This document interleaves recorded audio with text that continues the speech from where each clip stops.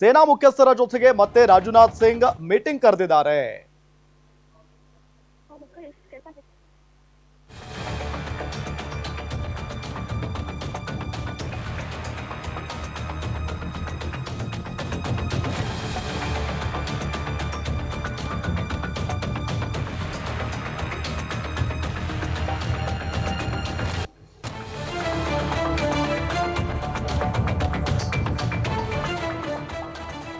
ಪಾಕ್ ಉಗ್ರರ ವಿರುದ್ಧ ಮತ್ತೊಂದು ಸುತ್ತಿನ ಆಪರೇಷನ್ ನಡೆಯೋದು ಫಿಕ್ಸ್. ಇವತ್ತು ಸಂಜೆ ಸೇನೆಯಿಂದ ಮತ್ತೆ ಸುದ್ದಿಗೋಷ್ಠಿ ನಡೆಯುವಂತ ಸಾಧ್ಯತೆ ಇದೆ.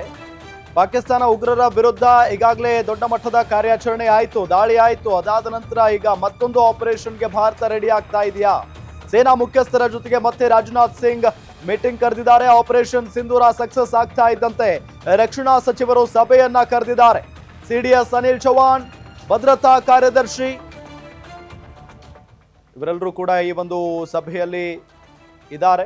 ಆಪರೇಷನ್ ಸಿಂಧೂರ ಸಕ್ಸಸ್ ಆಗ್ತಾ ಇದ್ದಂತೆ ರಕ್ಷಣಾ ಸಚಿವರು ಸಭೆ ಕರೆದಿರೋದು. ಸಿಡಿಎಸ್ ಅನಿಲ್ ಚೌಹಾಣ್, ಭದ್ರತಾ ಕಾರ್ಯದರ್ಶಿ, ನೌಕಾಪಡೆ ಹಾಗೂ ಸೇನೆಯ ಮುಖ್ಯಸ್ಥರು ಕೂಡ ಆಗಿದ್ದಾರೆ.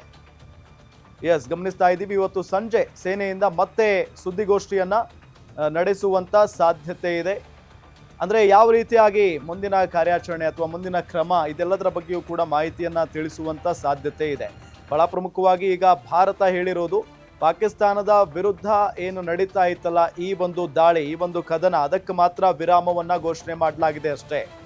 ಆದ್ರೆ ಉಗ್ರರ ವಿರುದ್ಧ ನಮ್ಮ ಹೋರಾಟ ಇದೇ ರೀತಿಯಾಗಿ ಮುಂದುವರಿಯುತ್ತೆ ಅನ್ನೋದು ಬಹಳ ಸ್ಪಷ್ಟವಾಗಿ ಭಾರತದ ಪ್ರಧಾನಮಂತ್ರಿ ನರೇಂದ್ರ ಮೋದಿ ಅವರು ತಿಳಿಸಿದ್ದಾರೆ. ಮತ್ತು ನಮ್ಮ ಸೇನಾ ಮುಖ್ಯಸ್ಥರು ಕೂಡ ಸುದ್ದಿಗೋಷ್ಠಿ ನಡೆಸಿದ ಪ್ರತಿ ಸಂದರ್ಭದಲ್ಲೂ ಕೂಡ ಭಾರತ ಹೇಳಿರೋದು ಒಂದೇ, ನಮ್ಮ ಹೋರಾಟ ಪಾಕಿಸ್ತಾನದ ವಿರುದ್ಧ ಅಲ್ಲ, ಪಾಕಿಸ್ತಾನದ ಒಳಗೆ ಅಡಗಿ ಕೂತಿರುವಂತ ಉಗ್ರರ ವಿರುದ್ಧ. ಹಾಗಾಗಿ ಆ ಉಗ್ರರ ವಿರುದ್ಧ, ಭಯೋತ್ಪಾದಕರ ವಿರುದ್ಧ ನಮ್ಮ ಹೋರಾಟ ನಿರಂತರವಾಗಿದ್ದೇ ಇರುತ್ತೆ ಅನ್ನೋ ನಿಟ್ಟಿನಲ್ಲಿ ಭಾರತ ಹೇಳಿಕೊಂಡಿದೆ. ಅದರಂತೆ ಈಗ ಪಾಕ್ ಉಗ್ರರ ವಿರುದ್ಧ ಮತ್ತೊಂದು ಸುತ್ತಿನ ಆಪರೇಷನ್ ಭಾರತ ನಡೆಸುತ್ತಾ ಅನ್ನೋ ಪ್ರಶ್ನೆಯೂ ಇದೆ.